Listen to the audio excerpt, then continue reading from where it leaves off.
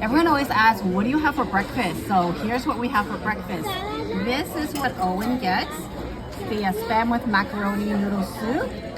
This is what I get, is the satay beef with vermicelli noodles. And this is what my husband gets. It's the shredded pork with preserved vegetables and vermicelli noodles. Delish. And they all come with this bread with butter and omelet with, look, check this out, with like, oh, it's stuffed with ham. Delicious. Yeah, Chloe, you like the bao bao? Ooh, yummy, right?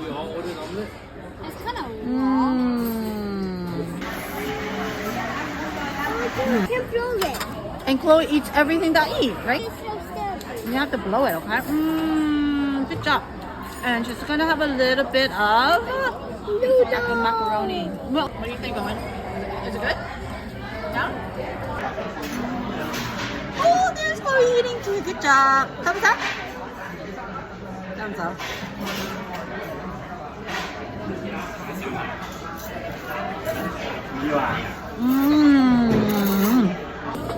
And of course, these always come with drinks. And we have the HK coffee tea. So good. Can you tell everybody what you ordered to drink? Soybean.